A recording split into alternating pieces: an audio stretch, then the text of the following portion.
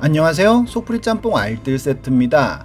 이벤트는 잘하면 대박이지만 잘못하면 말 그대로 폭망하기도 하는데요. 예전에 호기롭게 시작했다가 폭망한 이벤트를 다루기도 했었습니다.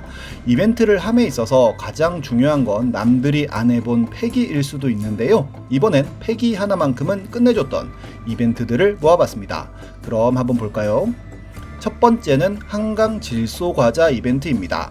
여러분들 과자 좋아하시나요? 저도 꼬북침 참 좋아하는데요.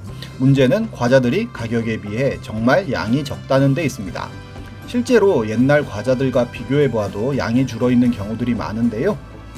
2002년엔 컴퓨터 한 대 가격이면 500원짜리 다이제스티브 2600통을 샀지만 2014년엔 다이제 496통밖에 못 산다고 하는 짤은 유명했습니다. 심지어 지금은 닥터유가 붙어버려서 24개들이 3,000원이 넘어가는데요. 쌍쌍바는 라이터만해져서 둘이 나눠 먹기 더 이상 힘들어졌고, 와일드바디도 카드만해졌으며 돼지바도 특유의 잼은 없어지고 잼맛 크림 비슷한 것만 들어가는 등 점점 창렬함은 더해가고 있습니다. 이 짤을 보면 예전 아이스크림의 웅장함을 확실히 알 수 있는데요. 배트맨 김은국이 들고 있는 이 아이스크림은 거의 배트맨 더듬이까지 가는 얼굴 크기만 합니다. 2014년 뉴스에서 25,000원어치의 과자를 사서 뜯어본 적이 있는데 실제 양은 붕어빵 상자 안에 모두 들어갈 정도로 심했는데요. 오히려 과자 관계자는 깨진 게 나오면 좋겠냐며 과대 포장으로 몰고 가면 개발 의욕이 떨어진다는 이야기를 합니다.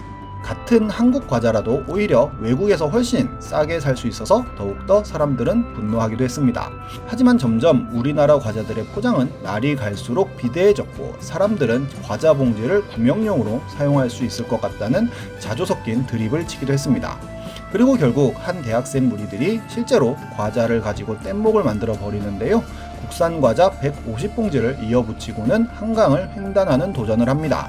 우선 1인용 보트로 얕은 곳에서 몸을 띄우기에 성공한 이들은 이 정도 질소면 충분히 한강도 횡단할 수 있겠다고 판단, 테이프로 봉지를 둘둘 말아 약 2m짜리 보트를 만들어서 도전을 하였는데 약 300여 명의 시민들이 그들의 살신성인을 응원했고, 한강 남단을 질소 가득 출발한 두 명은 30분 만에 한강을 가로질러 북단에 도착합니다.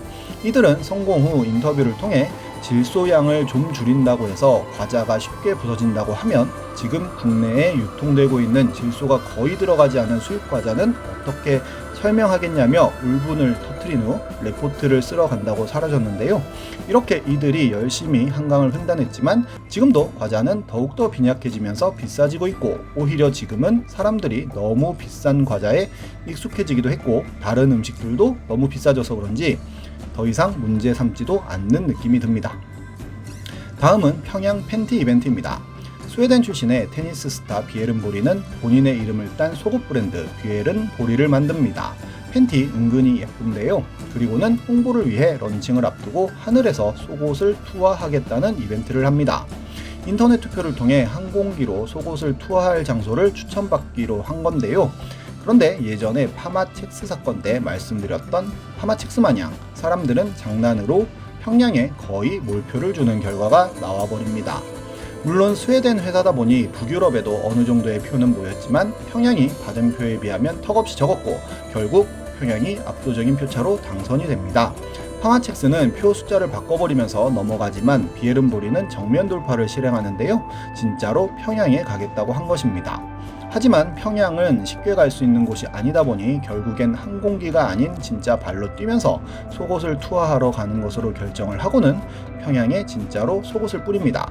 비에른보리의 직원은 평양에 입국하여 호텔 로비에다가도 슬쩍 놓고 가기도 하고 건물 상공에서 뿌리기도 했으며 객실에다가 놓고 가기도 하고 정문 앞에 놓고 가기도 하는 등 그가 평양에서 갈 수 있는 모든 곳에 속옷 흔적을 남기는데요. 이렇게 그는 총 450벌의 속옷을 평양에 뿌리고는 귀국합니다. 이런 마케팅이 잘 먹혔는지 비에른 보리는 네덜란드, 독일, 영국 등 유럽에서 굉장히 잘 나가고 있다고 하네요. 다음은 빕스 대란입니다.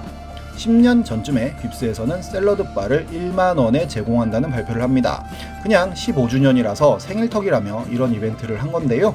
2만원 정도 했던 빕스를 반값에 먹을 수 있다는 점은 많은 사람들을 동요시켰고, 오후 4시 이전 입장 가운데 성인 2인 고객에게만 적용된다는 조건은 사람들을 더욱더 술렁거리게 만들었습니다. 결국 그날은 왔고 예상대로 엄청난 인파가 전국의 빕스에 몰리는데요. 매장 오픈 1시간 전부터 700m 정도의 엄청난 줄을 서기도 했습니다. 대기시간이 4시간 이상 소요된다고 하여 대기 접수를 마감시키는 지점이 나오기도 했고, 어떤 매장은 3,400팀이 대기한다고 대기시간만 9시간이 걸린다며 런치 샐러드 바이지만 밤에나 먹을 수 있다는 겁을 주고 쿠폰을 주기도 했었습니다. 하루 동안 빕스를 찾은 고객은 총 44,000여 명 정도로 집계되었고, 압사 위험이 느껴질 정도로 떼거지로 몰려들었다는 패기 넘치는 기사가 나오기도 했습니다. 그럼에도 불구하고 5시간씩 기다려서 대기 번호를 뽑아서 기다리는 사람도 있었는데요. 1만원 영수증을 인증하는 분들도 있었습니다. 하지만 어렵게 들어가도 완전 시장통 같은 분위기에 서비스도 엉망이라서 1만원어치도 못 먹은 것 같다는 후기도 있었으며, 이후로 빕스는 물론이고 애슐리도 이런 패기 넘치는 이벤트는 하지 않고 있습니다. 예전 영상에서 롯데월드 무료 개장 이야기를 다룬 적이 있었는데, 정말 롯데월드 이벤트에서 배운 게 전혀 없었던 이벤트였던 것 같네요. 비슷한 이벤트는 또 있었는데요. 장범준의 여수 밤바다는 진짜로 장범준이 여수에서 밤바다를 보며 썼던 곡으로 유명합니다. 이 노래가 공전의 히트를 치면서 여수 밤바다를 보기 위해 여수로 가는 사람들이 많아졌고, 여수는 정말 여수 밤바다 전과 후로 나뉠 정도로 엄청난 관광지가 되었는데요. 장범준 덕분에 완전히 경기가 살아난 여수의 한 식당에서는 장범준님이 방문 시 당일 모든 테이블 공짜라는 현수막을 붙여놓습니다. 이는 SNS를 타고 유명해졌고 결국 장범준의 귀에도 들어가는데요. 슈도를 촬영하면서 진짜로 장범준은 그 가게를 방문하게 되었고, 하필 사장님이 해외여행 중이긴 했었지만 진짜로 장범준은 골든벨을 울렸으며 그날 온 모든 손님들에게 공짜로 주겠다는 현수막을 겁니다.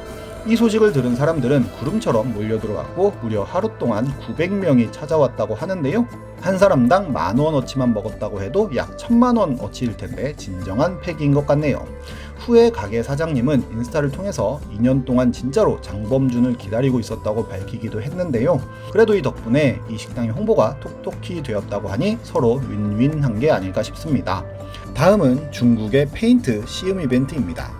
중국의 마트에는 우리나라보다 훨씬 더 많은 먹거리가 있다고 하는데요. 한 페인트 업체에서는 아예 페인트 시음회를 개최합니다.